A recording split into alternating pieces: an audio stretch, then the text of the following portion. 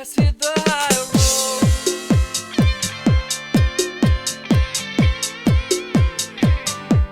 Let's hit the high road.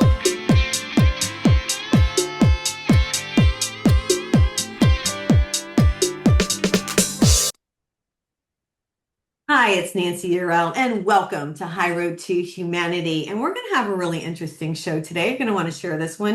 We're going to talk about thinking ethically with Scott Gelfand. And welcome, Scott, to the High Road. Thank you. Thanks for inviting me. Yeah, I'm excited. He's written this cool book. It's about ethics. I'm such an ethical individual. I'm like really big about this stuff. So I love that you put this together. We're going to get into it. I do want to mention a couple things that came across the news today. Here's the headlines. Arrest made in the Louvre jewelry heist by French police, Paris prosecutor. Just came across. It says French authorities have made arrest in connection with the recent theft of jewelry from the Louvre Museum in Paris. The Paris prosecutor says. Now, Laurie Bocuse said in a statement on Sunday, that's today, that investigators made the arrest on Saturday evening, adding that one of the men taken into custody was preparing to leave the country from Paris, Charles de Gaulle Airport. So just want to throw that out there. I don't know. I think everybody gets intrigued on these heists, that people do because it's almost like the movies, but there you go. It looks like they're catching them. The other thing I wanted to mention really quick is that Trump is in China, and this came across that looks like they're going to make some kind of deal. Chinese and American trade negotiators said on Sunday that they have agreed to framework of a deal on tariffs and other issues ahead on an expected meeting that's going to come up this week. So they're moving forward. The final details are to come. So I just wanted to mention that. And, Scott, if you want to say anything about current events, you're welcome to. I was amazed that somehow people got away with these jewels from the Louvre I and know. that it took so long. I was thinking there's got to be cameras everywhere. I've been there. There's cameras, there's security. How could someone even have gotten out of the front door, let alone hmm free for what, a week now? Yeah, it was really crazy. And they got some beautiful, beautiful jewels. I saw what they took. It was absolutely crazy. But Did they yeah, get the jewels though? Did they recover the jewels? it Because I didn't say, it imagine didn't they say, want to just chop them up, yeah, I and know, I sell know. pieces. Isn't that sad? That would Oh, be really sad because a lot of them were tiaras and crowns and things like mhm. that. Really interesting pieces, I guess I want to say. Also, really quick, you guys, a lot of people know about my angel book. You can pick it up, A Guide to Angel Communication, Spiritual Law. If you want a tarot reading, I will do that for you. A lot of people don't realize I do tarot readings. Go to my website, nancyyearout.com, and you can book your date and time. Happy to do it for you. All right, we're going to talk about thinking ethically. And before we do, let me read a little bit about Scott. He is a PhD. He's a certified philosophical counselor and a professor in the Department of Philosophy at Oakland State University, where he's taught a variety of undergraduate courses, including ethical theory, philosophy and culture, and introduction to philosophy, easy for me to say. So you've got a fabulous background. I mean, talk to me. What prompted you to say, okay, tell us your story. Why did you put this together? What prompted you to do it? I was living in Oklahoma. I had been there maybe 15 years. Yeah. And as is typical of a university, a lot of my colleagues were left of center politically. Mhm. Barack Obama is running for president in 2008 against, was that the McCain election? I think yeah, probably. Okay, whoever he's running against, I'm watching the election returns come in and I see this map it's burned in all of our minds. Basically, we have all of this red states.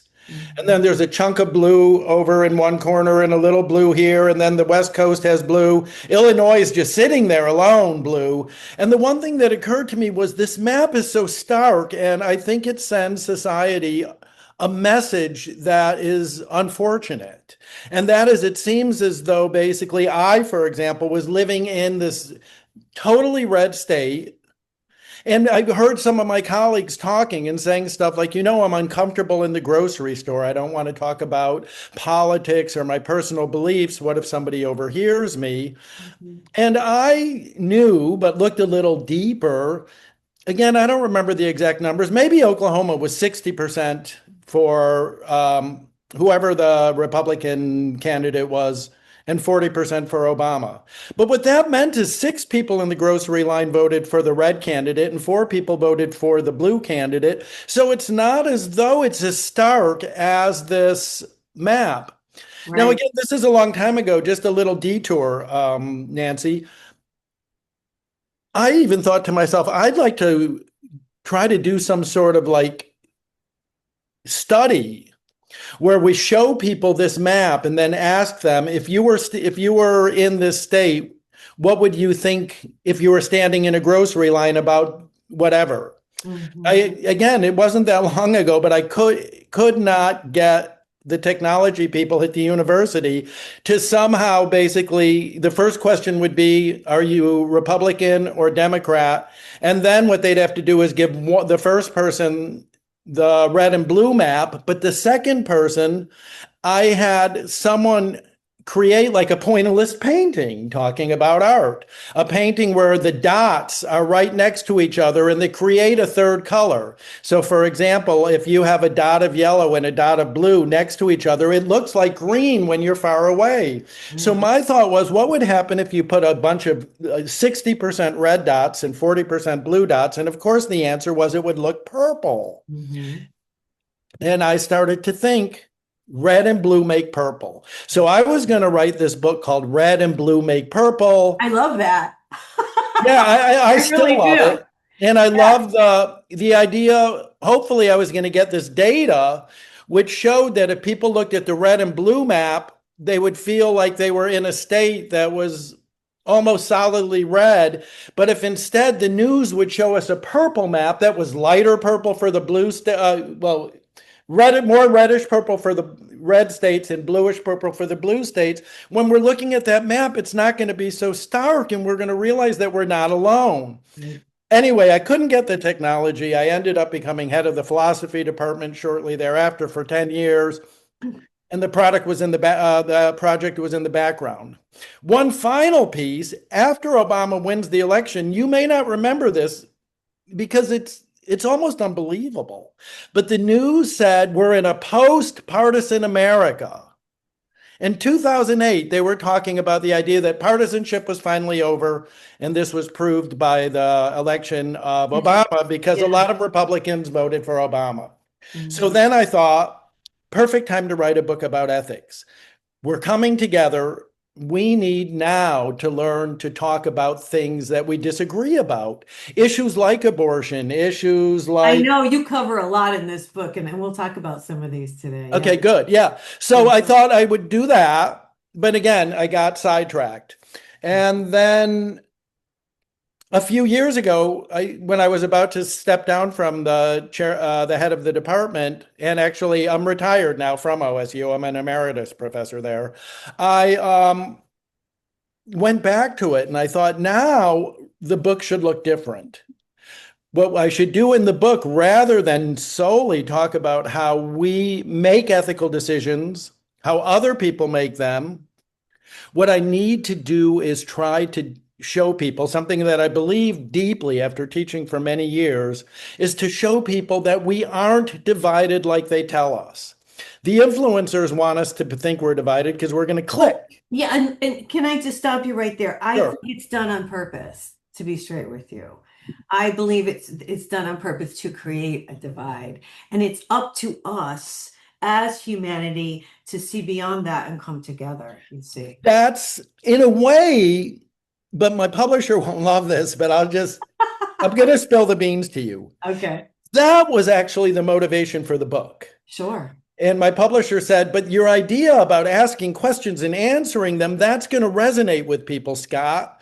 So I basically, I said, can I do that? But I'd like basically the book to be give or take 60% how do we make ethical decisions, and then 40% rebutting the claim that we're so divided, explaining, which I already know that we're on the same side here. The influencers want us to click on their stories. So they're going to say, Gelfand was interviewed by Year Out, and as could be expected, they disagreed about abortion, blah, blah, blah. Mhm. The candidates want us to think the other side's bad. It's going to motivate us to vote. It's going to motivate us to donate money. But The it's really come pundits, down to, I just want to say one thing though, Scott. It's really come down to people want to know the truth. yes. That's it. They just want to know. We're not stupid. Society's not as dumb as the politicians and who would like to think that they are. And I think they realize that people aren't stupid. And even like social media things like TikTok have really gotten a lot of this information out, and people have given their opinions and spoken up. And these little platforms have grown and grown. I'm just throwing that out there because I think I see what people want is the truth. They just want honesty. I mean, I completely agree with you. And coincidentally, a former student of mine, he was a student of mine maybe 10 years ago, and I were talking, and he's meeting me today at 3 o'clock to talk about TikTok videos or reels about this book because he said, Scott, you're not going to reach my generation unless you do something like that. Yes. He's read the book and he said, people need to Yes. read this and talk about it. Exactly. Well, and we'll talk. I want to talk about some of these different things in the book. First, I want to say one thing, and I want to ask you about this because it really hit me. I was like, wow, that must be difficult. You were a member, I don't know if you still are, a member of the hospital ethics committee. So you made decisions, life and death decisions.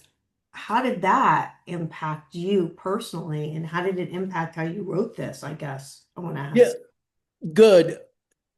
On one hand, it was what I dreaded most during my day. Going, knowing that I was going to have a meeting, let's say they called an emergency meeting. On the other hand, it was, to me, one of the most valuable things that I was part of. Now, just to be clear, hospital ethics committees don't tell people what to do. We don't make decisions. What we help them do is basically get a deeper Understanding? exactly so that you know, I mean, the case that I talk about in the book is actually a good example. Can you tell the audience? Do you Yeah, mind? sure. Basically, there was a woman whose husband was terminal, like 2 to 3 days terminal. And there were possible things they could try to do, but the physician said this is futile. They call this medical futility. It wasn't going to help the patient, and it might actually hurt the patient. Yeah. What they were saying is the thing that would be least hurtful to the patient would be to essentially ease the patient's way out, maybe give some pain medication, and let the patient pass away. Right. And the woman who we were working with, she knew this. But she told us, I promised my husband I'd do everything I could to keep my husband alive. Yeah, and you can imagine saying this, but here she was, torn ethically, and the physicians were torn too. On Yeah. one hand, the physicians don't want to do something contrary to what people believe about physicians. They don't want to do something, especially in this situation, to make extra money or try something new. They want the patient to ease their way out, and they're busy. They don't need extra patients. But on the other hand, they recognize that the spouse of the patient, she promised her husband something, Mhm. and she was going to continue living after this, and she shouldn't have to live a life where she was always berating herself. For what she did. Yeah. Yeah, I didn't keep my promise. Right. So what the ethics committee does is usually there's a social worker, oftentimes there's a member of the clergy, oftentimes, but not always, there's an ethicist, nurse, doctor, sometimes a hospital attorney, which gets interesting because they might say, I know legally we ought to do this, but morally we ought to do this. Yeah. And we basically talk about the situation and try to basically understand, gain for ourselves and everybody present a deeper understanding of what's happening, where in this case, we had a human being who was suffering, and I'm talking about the wife, not the patient, because on one hand, she wanted her spouse not to suffer. Right. On the other hand, she made a promise to her spouse to do whatever she could to keep his To keep him going. alive. Yeah. And one thing that, again, I don't remember the exact details, but if I was there again, what I might actually say at this point is what we might see is a moral dilemma here. You are in a situation where you're pulled morally. On one hand, you believe deeply that it's morally right not to make anyone suffer unnecessarily, especially those we love, which should suggest stop everything. On the other hand, you believe morally that it's right or we have an obligation to keep our promises, especially to someone we love. I know it's a tough one. And what did she do? Or do you want him to buy the Yeah, book? what you, I'll give it away. Go ahead. Basically, social workers, as I write in the book, I think I use the word, they're saints. They know how to communicate so well. They empathize with everybody present. And the social workers had conversations with this person. I think it was twice.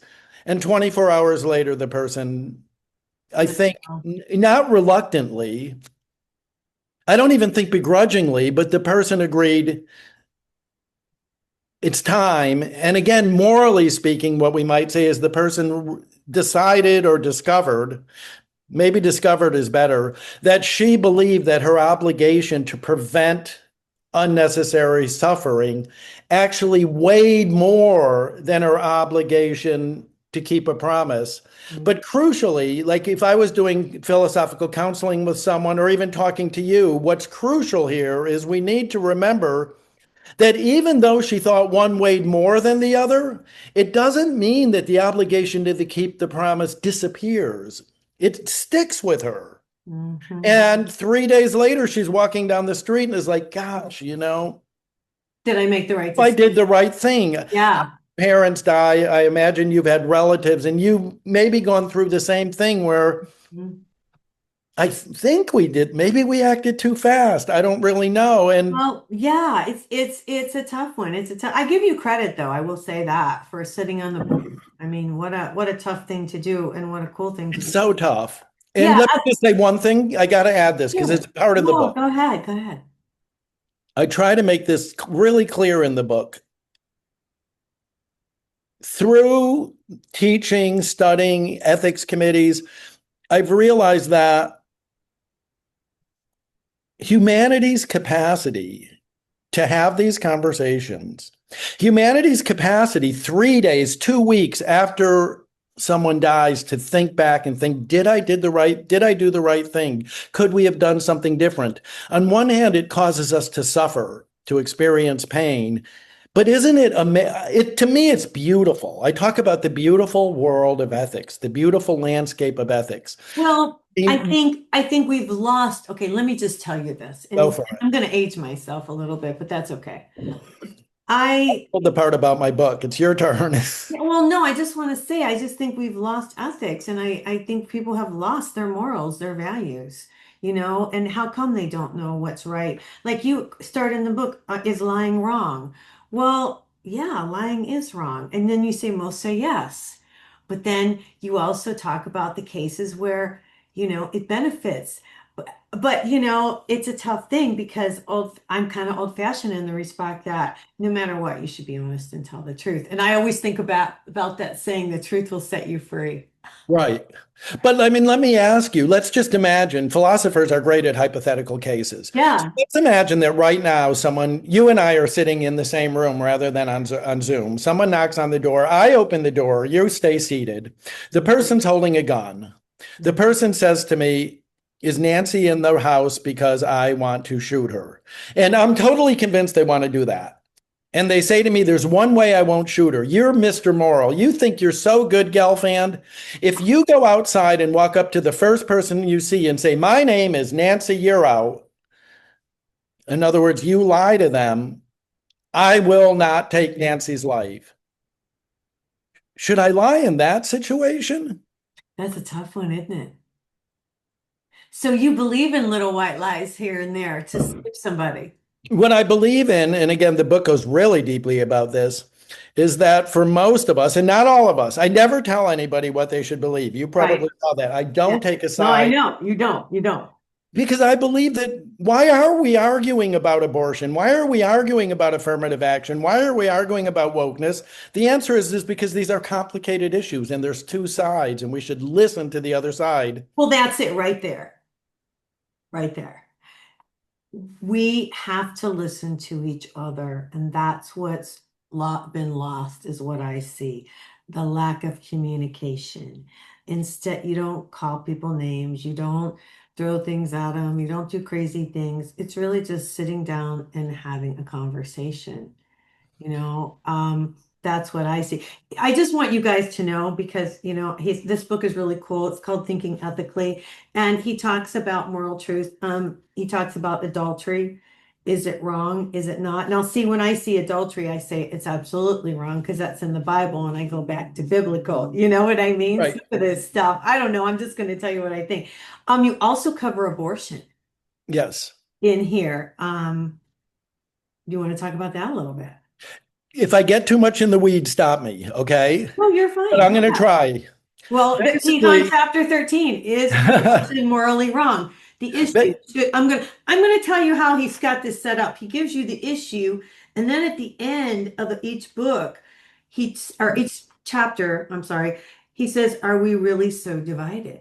Which that's that's the cool part about this book. So that's it. yeah, in each chapter, he tells you at the very end. So the issue here is, I'll read this quickly. Should women have a legally protected right to abortions? Does the woman's right to control her own body take precedence over the rights of an unborn child? But notice there, I'm trying to make it very clear. Abortion destroys, either, depending on your belief, certainly a living being for sure. I don't care what your belief is, it's living. And whether it's a human being now or at birth or whatever, it destroys this thing that has amazing potential. And come on, people on the left, and I have good friends on the left and right. Come on, people on the left, let's not minimize that, because if I do, Nancy, you're going to close down immediately. You aren't going to. I remember reading in the 70s, people talking about betraying our age, people talking about an abortion being no different than getting a haircut. And I'm like, Yeah, well, that's what they want to make it like when you have that morning after pill and all that kind of stuff. I want to say, I'm going to be real honest here and put myself out there. When I was younger, I believed in abortion big time. I was like, yeah, if anything happens, at least I know I can go get an abortion. But years later, again, I'm going to age myself, many years later, and being more of a spiritual girl connected to God, to the divine source, working with the angels, I realized that every soul that comes in is coming in for a reason, and it's a soul. It's a energetic soul. It's a person, and so we can't look at things like you were just saying, like, oh, it's like a haircut. No, it's not. It's a person. It's a soul. It's a living being created by the divine. It's not a haircut. So that's the big difference. And I've okay, changed, as I've but gotten this is perfect. So now you articulated the pro-life side well, but let me just make my case that we're not as divided as we're told. okay. The pro-choicer, if you and I'll play pro-choice for this conversation, and you're pro-life. If you and I recognize that Gelfand's right and we're not as divided as they tell us, you and I might be next door neighbors or serve on a committee together. The people in power want us to literally hate each other, not trust each other. They I want you to know. believe you're going to wreck the country. They want you to believe I am. But you and I finally say, you know what? We're done with that. Let's talk. I would say to you something like, I understand where you're coming from, and explain what I did before. And I'd say, let me just share what I'm thinking, and then maybe we can understand each other better. The pro-choice argument is something like a woman has a right to do what she wants with her body. She has the right to do what she wants with and into her body. Since a fetus is in her body, she has the right to remove a fetus.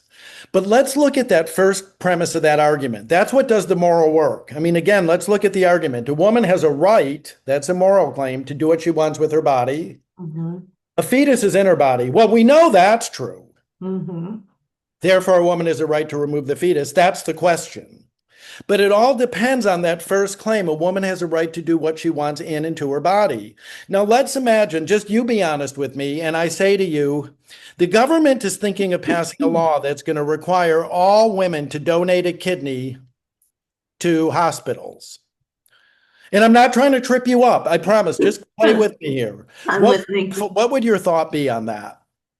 Um, if all women had to donate a kidney, well, we all have two kidneys, and if it was for a good cause, I'd probably do it because I'm an But empath. should the government force us to do it? I'm No, asking. it should be your choice. Exactly, You should because have it's your your choice. kidney. Now, So let me stop you here because as you were talking, I'm thinking, okay, so I agree with you that it's my body and I can decide what I want to do, but it's really between me and God at fair that enough. point. At that point.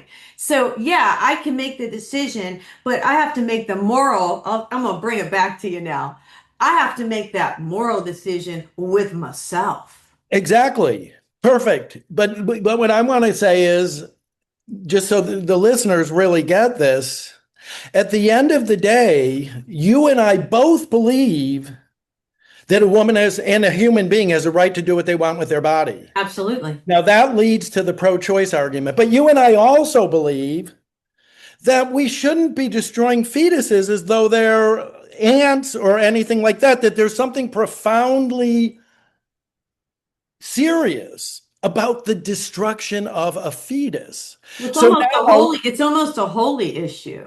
and for someone, for you, it could be. And for me, I'm not going to, if I end up sharing my religious views, fine. I just want to be a little bit careful because I don't want to turn off either side. Both sides need to hear this message. I agree with you The thing completely. saying is Yeah. that you now understand the pro-choice argument and you realize that their first claim, a person has a right to do what they want with their body, is something that you embrace. I, on the other hand, understand your argument and I agree with you that a fetus is something very special and we shouldn't just destroy these things. So now what's the difference between me and you? You put more weight on fetal value. You believe that even though a woman or people have a right to do what they want with their body, Mhm. the value of a fetus trumps that. When those two are in conflict, that trumps. Now, the pro-choicer is going to say, I disagree. I believe that a person's right to do what they want with their body trumps the value of a fetus.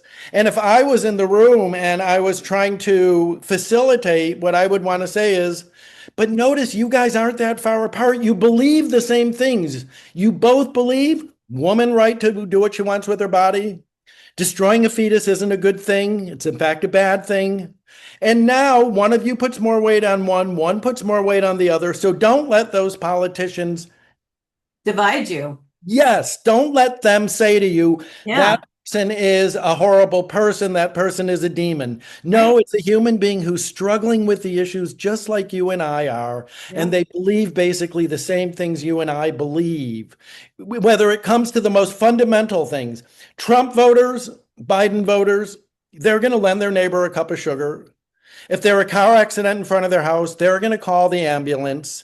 If the if I have a Trump person next to me and I'm a Biden person and my car breaks and my kid needs to go to school, I'm not going to hesitate to ask them But, because we're all decent people. well, but here's the thing, Scott. I'm going to be real honest with you here. I feel like what I've seen is that the left has gotten really angry and they've gotten really unethical in a lot of respects. And, it's not always about winning or losing. It's really about coming together with community. And the division is being like, you can't be hateful and come together. And there's a lot of anger I Right. see and again, just it's almost like people don't want to admit that what's been going on is wrong and the truth is finally coming out and they just don't want to admit that, things weren't the way that maybe they thought they were. I just want to say that. Um, the only thing I would add to that, You know what I'm both saying. sides are angry and both sides don't trust the other side. I'm not angry about anything to be straight with you, but I'm more of a balanced person because I'm connected with the divine, which I think everybody should be connected with the universe, God, whatever you want to call it. When Uh, you're connected, you're more balanced. Now I could sit here and watch both sides, but I see the truth I'm more aware. uh, Awareness. There's an awareness. I want to talk about chapter 10. Can we still be friends? okay, great. This is because we don't have, let me see, what time is it? We got a little bit more time. Um, Okay. this is a great book, you guys, by the way. It's called Thinking Ethically, and it's by Scott Gelfand, and it's Gelfand. He's a PhD. And Um, then, by the way, can I just say Scott at scottgelfand.com for my yes. website for philosophical counseling. My first name at my first and last name.com. Okay. Okay. Okay, so can we still be friends? The issue, is it possible to maintain friendships or relationships with family members when their political or moral views differ dramatically from our own? And I bring this up and I read this because there has been so much division in families. Mm. So, what's your take on this? Again, I would have students come to my office during COVID, but it's happening. It's not just COVID, but this is one which was just so troubling. And I'd have one on both sides, by the way, on the left and on the right. And I would have some students who believed in vaccines and others who didn't. And someone who believed that vaccines worked would come to my office and did come to my office and said something like, my parents don't believe in vaccines. They're posting stuff on social media telling people not to take vaccines, and that's leading to the death of other human beings. Mhm. Meanwhile, on the opposite side, I had people who didn't believe in vaccines, and they said the same thing. Vaccines harm people. My parents are posting that people should take vaccines. They're basically doing things that might lead to the death of other people. And then they'd go on and say, Thanksgiving is coming up. It's coming up now. And I dread going home, or even worse, I'm not welcome in my own home because I disagree with my parents. This broke my heart. I am a parent, and I hope, even if my kids kill somebody, I truly think I'm going to love them. It doesn't mean I'm going to put them on an airplane to escape to Europe. I'm not saying that. But I hope they're going to come in my house and I'm going to hug them and I'm going to say, I love you so much. No matter what. Yeah, something went wrong here. Let's try to see where we go from here. But instead, these people couldn't even go home for Thanksgiving. Okay, so the one thing that I tried to say in this chapter is that we have a habit, and it's kind of a bad habit, I believe, by saying Nancy got an abortion. I'm sorry, that name came up. Gail got an Okay. abortion. That's okay. Go ahead. Gail robbed a bank, and Gail got in a car wreck and didn't leave her name and number and took off. And the first thing that someone says is something like, she's a horrible person. She's a horrible human being. A relative of mine kept saying, Scott, stop it. These people are bad people. And what I want to say in there is that's such an oversimplification. It's judgmental. I'm going to tell you what I think as you're speaking. We are a very judgmental society. And I learned many years ago, not that many years ago, but a few, that you can't judge other people. And it's talked about in the Bible. Jesus talks about it in the Bible. Don't judge others if you don't want to be judged. And we are so judgy, and especially in families. My mother was a narcissist, and she would remember everything that anybody ever did and judge them that way. And that is a societal thing that I've seen. And I think people are more aware of it. What do you think? Yeah. Oh, no, I don't. I think people We're still doing it. yes. And Yeah. again, that's part of the motivation for the book was to try to say, look, I've You done know what something I'm saying, wrong in the right? On the past. judgmental thing, right? Oh, yeah, exactly. But just because Gail did those three bad things doesn't mean Doesn't make her a bad person. Right. she's a person who did some bad things, but you know what? I'll bet you she did some good things as well. Right. Maybe when her little sister fell down and cut her knee, Yeah. she put Picked her hydrogen up. peroxide on a Band-Aid. You might say that's nothing, but it's a good thing. She's not a bad person. And maybe in 5 years from now, she'll change and do many great things. Now, are there some people that do more bad things than good? I guess there are. It makes sense to me, common sense wise. But maybe I do more bad things than good, but the good things are so amazing that they outweigh the bad. But once I even say that, once I start saying outweigh the bad, that's where I'm screwing up. Because I'm then kind of leaning towards, so I guess overall she's a bad person. No, she's a person who did bad things. I've done bad things. My beliefs, just like yours, my beliefs on abortion have changed like 4 times in Mhm. the past 20 years. And I've published articles on abortion. You thought about it a lot. Your thoughts changed. But the point is, sheer empathy and care and concern for other human beings That's it right there. And should motivate me to not want to label you as bad, label you as the enemy, but rather understand you. Why did you rob the bank? You know what? There's going to be a good reason, I'll bet you. I Mhm. needed money because my kids were starving. Mhm. Oh, wow. Did you try going to a food shelter? Yes, they were closed, blah, blah. I might not have robbed a bank. I don't know what I would have done to feed my kids, but I'm starting to understand where you're coming from. Now, at the end of the day, do we maintain friendships? That depends. I say I don't have the answer to that.